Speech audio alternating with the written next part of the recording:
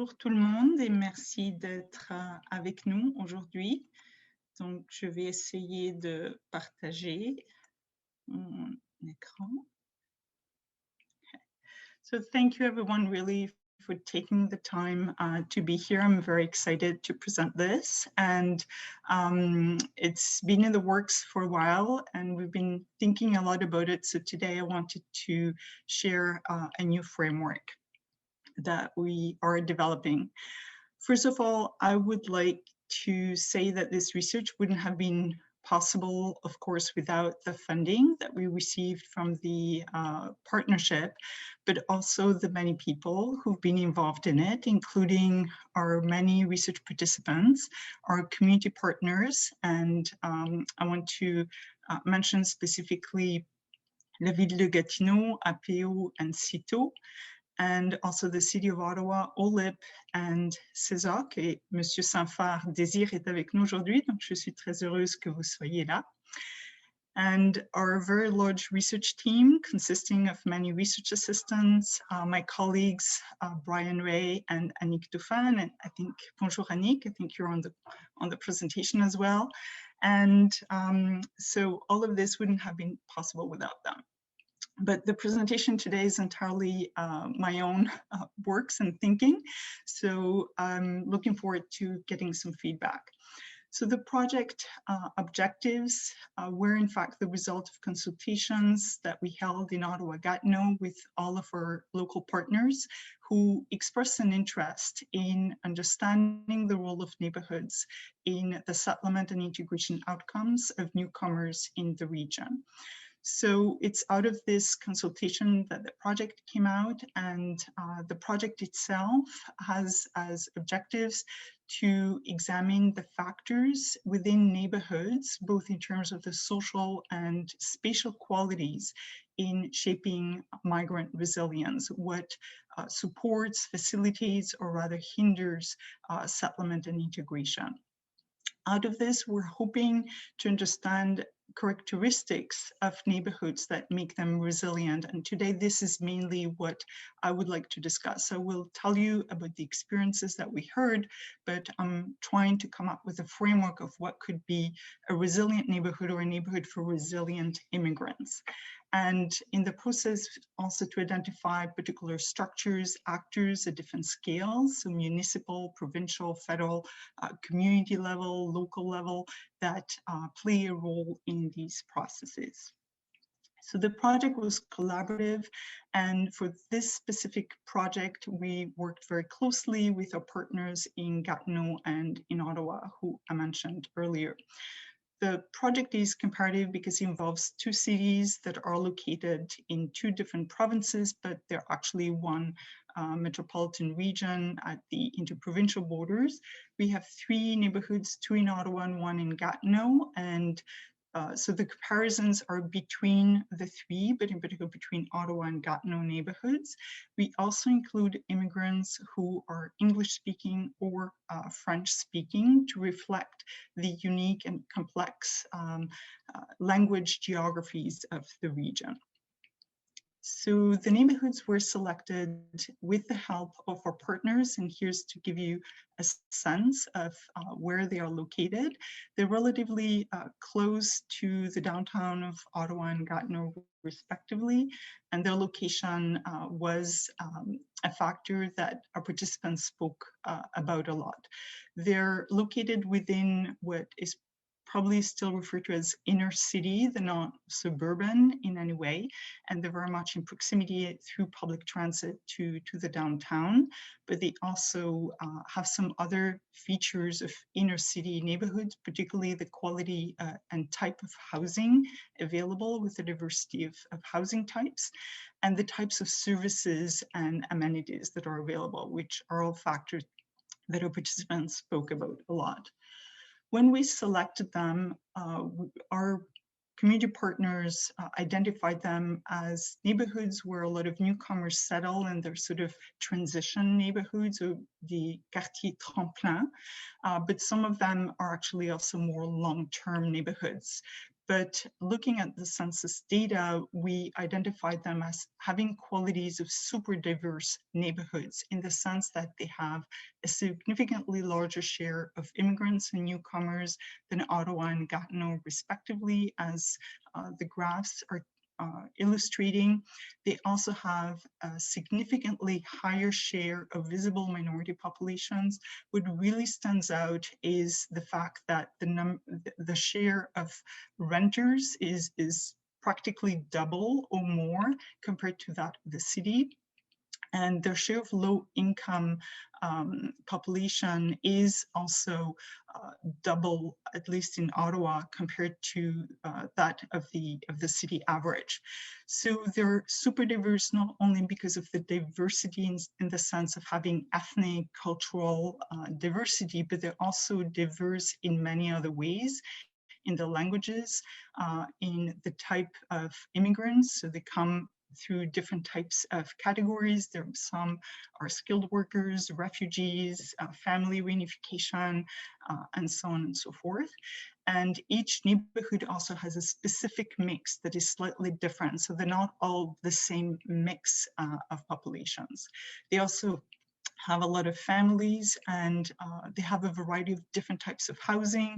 So even though Ottawa, Gatineau are not as diverse as Montreal or Toronto, for example, these neighborhoods are really standing out compared to the rest of each of the cities. Another particularity, each of these neighborhoods underwent a particular experience around the time or closely before we actually undertook our study. Ledbury Herongate, you may have heard of. There was evictions led by Timber Creek that in fact coincided with our fieldwork, and we discussed a lot with our neighborhood, with our community partners, whether the timing was good, but we ended up going ahead. Overbrook Cummings is an area where a lot of Syrian refugees were resettled, and I'll show you pictures of a building where the landlords accepted to provide special rents. But besides Syrian refugees, there are also a lot of other refugees, including from sub-Saharan Francophone Africa. And Montbleu, unfortunately, just when we're about to start our data collection, was hit by a tornado. And in fact, that very afternoon, Anik and I were at the city of Gatineau discussing a recruitment strategy with our partners, and we made it back to Ottawa, and I think Anik made it back home, and the tornado hit. So this delayed considerably our field research in Montbleu, but it also led for some interesting findings.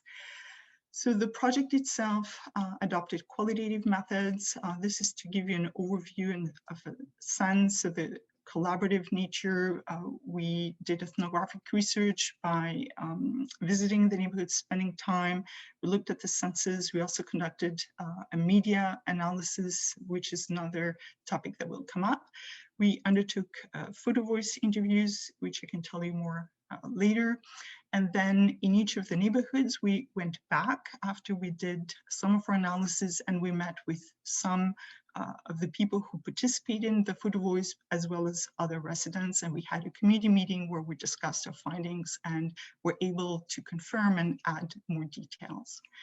So for the participants' demographic profile, quickly, just to give you an overview of the fact that we had a variety of different participants in terms of the category through which they arrived, mostly economic and refugee and family. We had an overrepresentation of women participating, and our focus was on newcomers who had been in Canada for 5 years or less, but in Ledbury Herongate, we struggled to find enough participants. So we have a few participants who were for up to 10 years or even more than 11 years in Canada. In terms of income, they were generally part of households with relatively lower incomes. So here, really what I'd like to talk about, I've been doing a lot of thinking. We've been doing analysis for 2 years now. And for today, I wanted to propose, and it's ongoing I guess, work in progress, and I'm welcoming feedback, a framework for thinking about neighborhoods and immigrant resilience. So in the middle, the livable cities is more of a normative framework that probably draws from planning and really it's about urban, like built spaces as well as social characteristics of spaces, which I will tell you about in a minute. And the four main components are walkability, community sustainability, and interconnectedness. And I will tell you about these using our participants' testimonies. But then there are two tensions on each side. So there's the normative framework, but really to assess the quality of neighborhoods as supporting immigrant resilience. On the left, there are questions of placemaking, how immigrants manage to claim place and space and belonging and feel comfortable in those neighborhoods.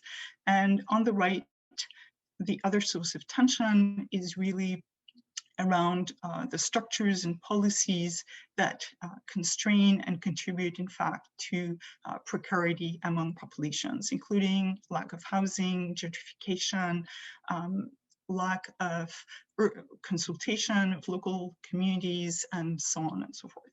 So I think you're probably familiar with these two literature. So we'll start by explaining placemaking and the revanchist city, and then I'll go over the more normative aspects.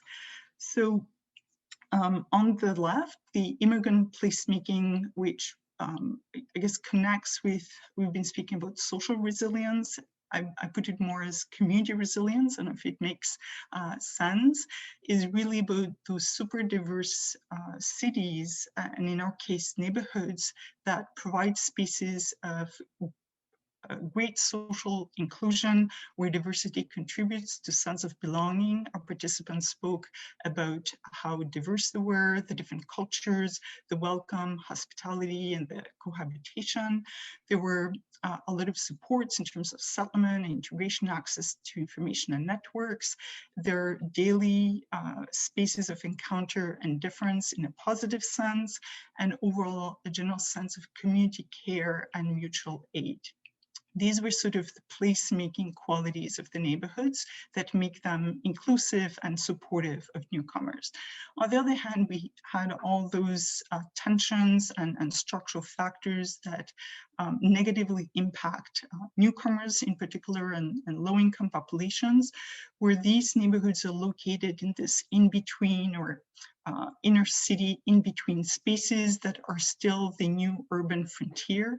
The spaces that so far have not been fully developed, but their location make them really attractive. And that's where gentrification is happening in many cities, and in Ottawa-Gatineau in particular.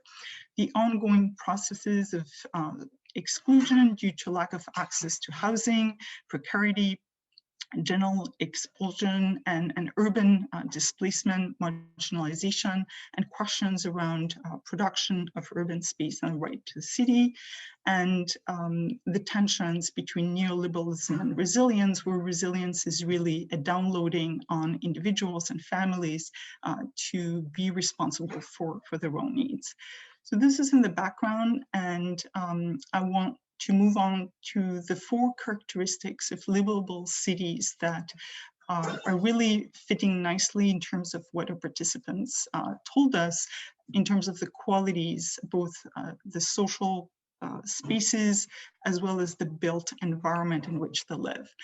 The first relates to a variety of factors in those neighborhoods that falls under walkability, which is not just the ability to be able to walk to spaces, but about location, proximity, accessibility to amenities and services, ease of access to transportation, particularly sustainable forms of transportation like public transit, walking, biking, and walking actually itself in terms of being able to access spaces easily on foot with a nice experience. So participants spoke extensively about the ideal location of the neighborhood and the proximity both to downtown as well as to services, amenities, including many ethnic stores that made them feel at home, a variety of parks and community spaces that they could use, meet others, meet their family needs, access to places of worship, as well as services for newcomers,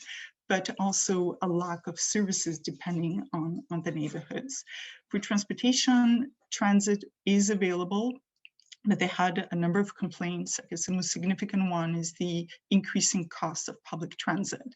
But they recognize that the walkability allowed them to overcome some of those challenges.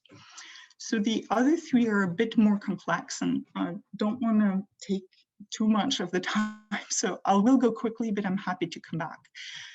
For community, here there are questions around social inclusion as well as diversity and sense of belonging and being able to develop social networks and have access to support. Generally, participants really appreciated the diversity of the neighborhoods because of the sense of community that they could develop, including the presence of many immigrants and newcomers who had similar experiences to them and on whom they could rely to access information and advice about settlement and integration. And they spoke at length of a sense of belonging because everybody's different in those neighborhoods. So they felt invisible in the sense of not standing out, but rather being undissociable from other people who also look different.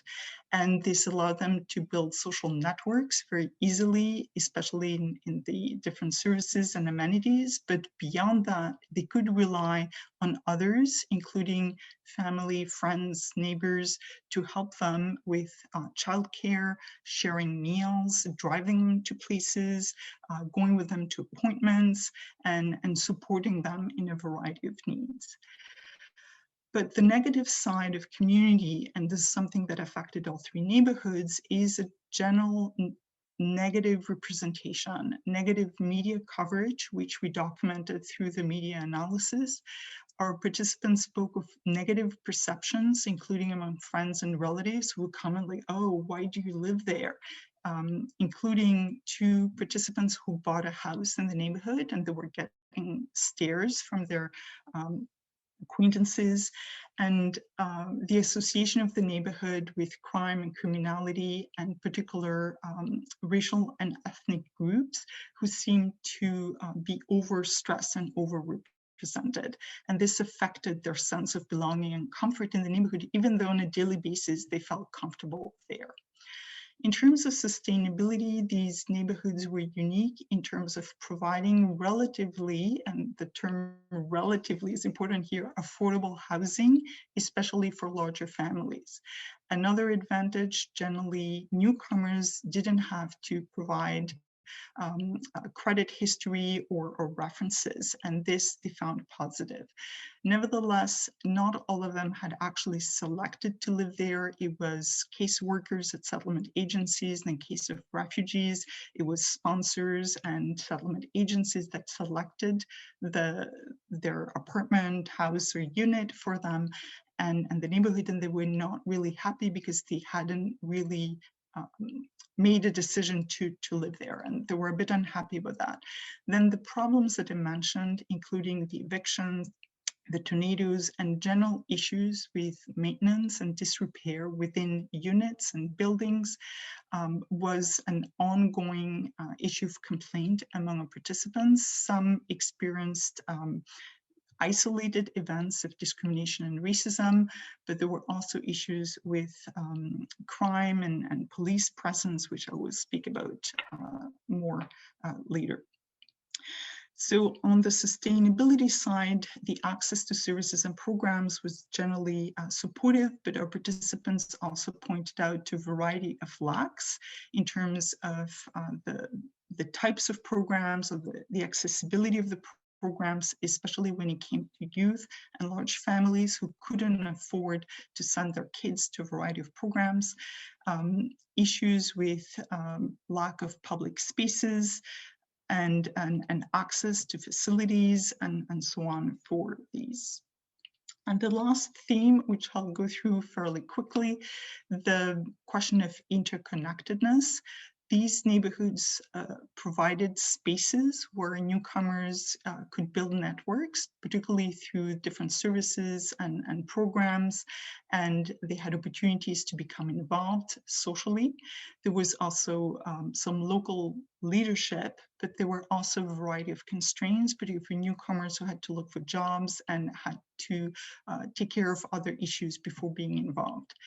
In terms of language, Francophone participants in Overbrook Cummings really appreciated being able to access services and amenities in French, but generally many participants faced a variety of language barriers, including to call for maintenance issues within the buildings, within stores, or the fact that in Ledbury Herongate, there's so many different groups that they couldn't actually communicate amongst themselves. They also spoke of issues of lack of outreach and coordination, particularly among service providers in a variety of different programs, and the lack of outreach with the police and tense police relations, more specifically so in Ledbury Herongate. And finally, throughout the three neighborhoods, because a majority of the participants were renters, they felt that generally there was very little connection to the city, little opportunity for them to have a say in what was going on. And this is, I think, a particularly interesting issue to examine.